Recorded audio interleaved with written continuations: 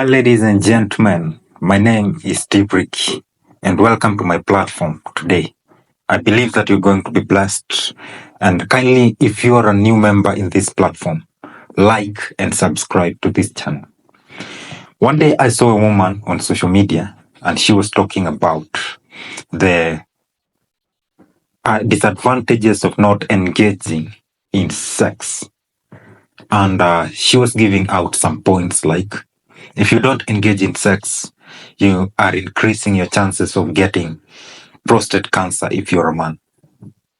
And they were saying that, research was saying that men who ejaculate more than 21 times in a month are less likely to get prostate cancer compared to men who don't do that. And she was trying to justify these points by saying that men should engage in sex, ejaculate frequently in order to reduce the chances of getting this disease. And the second thing she said is that people who don't engage in sex have a problem with their genital areas. For example, it might become small, dysfunctional. So she was advising people to engage in sex, and it is a good thing to have sex. She also said that people who engage in sex are highly likely to be very happy compared to people who don't have sex. People who don't have sex have depression, low self-esteem, mood swings. They are more likely to become sick, even physically, emotionally, and mentally. But there was somebody who wrote in a comment and said, if you advise people like this, then teenagers and people who are unmarried will engage in sex to keep themselves healthy. And he disqualified analogy. So for me, I want to tell you something. Sex, first of all, is a good thing. Sex is not a bad thing. It is a good thing. It is a good thing that God ordained it. If it was a bad thing, then God would not create it. God created everything that is good, and sex is a good thing. In the beginning, God made everything, and everything that He made was good and pleasant to look at. So sex was a good thing. And sex was meant to be between a man and a woman.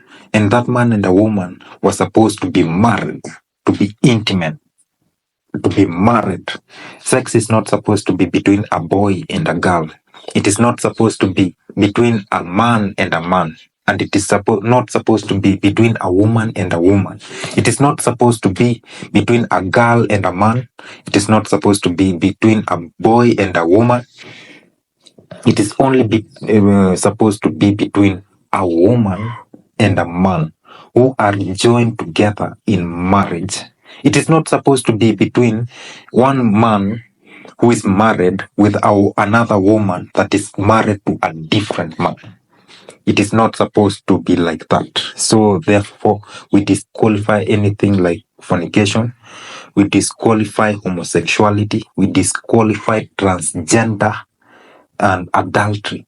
Sex was not supposed to be like a man changing his identity of being a man into a woman, or a woman changing her identity of becoming of the way she was created, designed by God. That she was a woman, but she changes her identity and identifies herself as a man.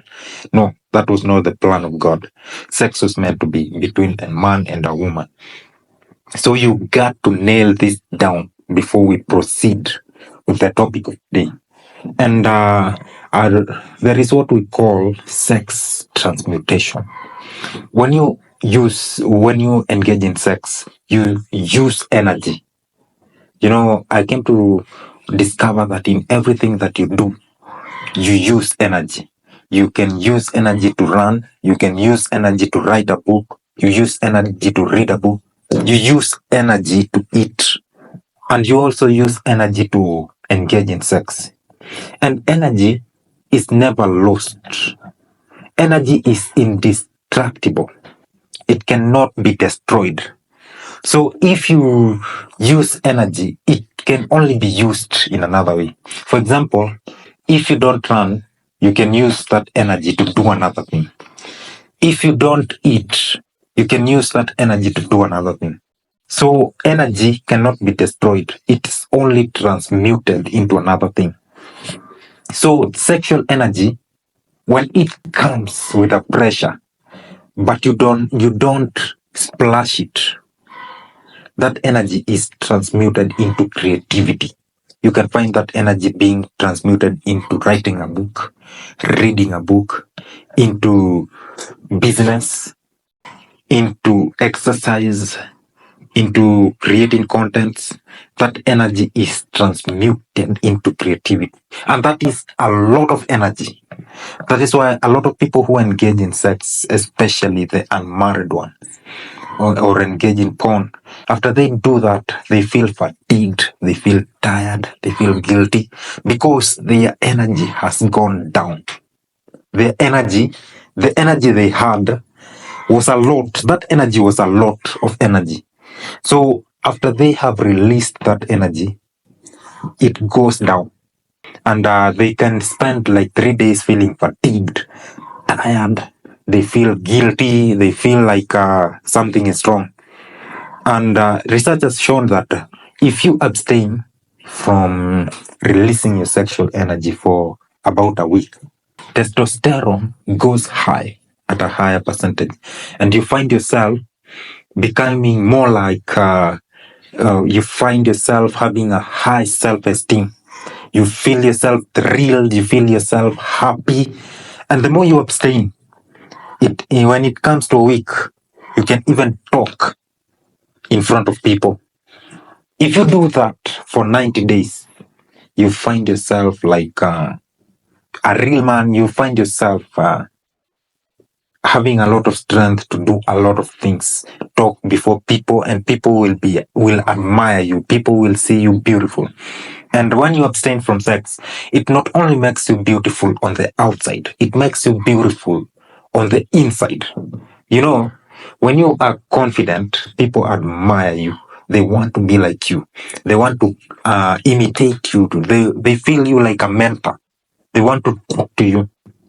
They want to share their problems with you. So that is what happens when you abstain from sex. And there are a lot of repercussions of engaging in sex that people don't tell people. They only tell you the good side of sex. They tell teenagers to engage in sex. They're married to engage even in multiple couples, homosexuality. As long as they love, they feel comfortable. There is nothing wrong. It is right. There are so many repercussions. For example, there is what we call the HIV virus, which is a common virus that is killing millions of people. There is STDs that are incurable. For example, the hepatitis. It is incurable. The herpes, genital herpes, incurable, has no cure. And I did a research and I found out that if a mother is infected by genital herpes and she does not maintain well the treatments of a doctor, the medical treatments, it can affect the fetus who is in her belly. And during birth, she may be born with a lot of deformation. So it is deadly, it is bad. There are syphilis, gonorrhea, there are so many things that sex outside the confinement of marriage can do to people. So I would like to encourage people to abstain from sex, and this is something that you can. I know it is a very high pressure. It is very difficult to do it, but nothing is impossible. It is difficult, but it is not impossible. You can manage.